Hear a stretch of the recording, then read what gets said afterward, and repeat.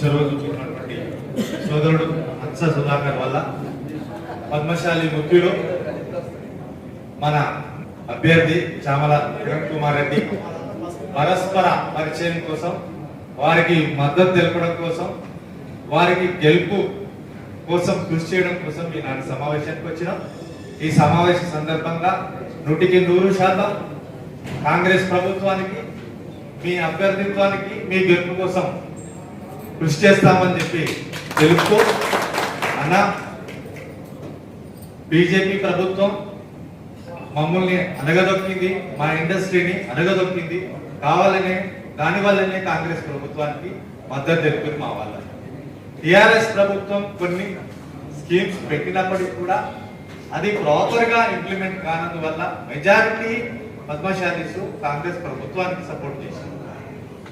వీటి అన్నిటినీ గమనించి ఈ 5 నెలల కాలంలో మన ప్రభుత్వం తరఫున ఎలాంటి చొరవ మాత్రం ఇంకా తీసుకోలేదు.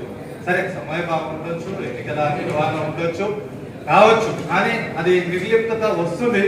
కొంచెం ఆ నిరుత్సాహం రాకముందే ఇమీడియట్ గా వాటిపైన మీరు కృషి చేయాల్సిన అవసరం ఉంటది. దానికి మద్దతుగా మీరు ఎమ్మెల్యే గారికి ఇచ్చినాం, ఇక్కడ వివిధ సంఘాల వారు కూడా పోయి ఇచ్చినప్పటికీ కూడా సరే ఒకే వేదికగా ఇవ్వాలనేది ఒకటి ఉన్నప్పటికీ అలా పోచంపల్లిని బేస్ చేసుకొని మాత్రమే ఇక్కడ చేనేత సమస్యల పైన పోరాటాలు చేయడం జరిగింది.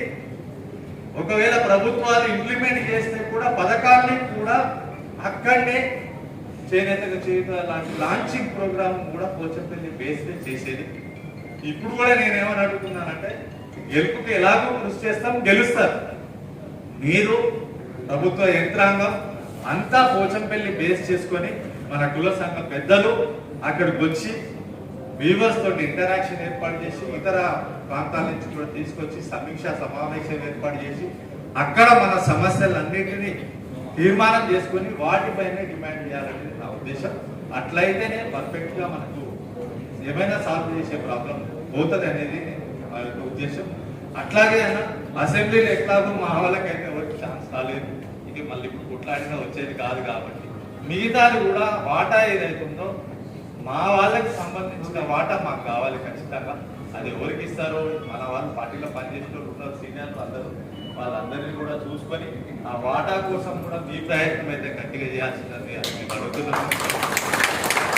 సమస్యల పరిష్కారానికి ఉన్నాయి సమస్యలు అనేవి, జియో ట్యాగింగ్ అందరికీ లేదు, అవన్నీ ఉన్నాయి.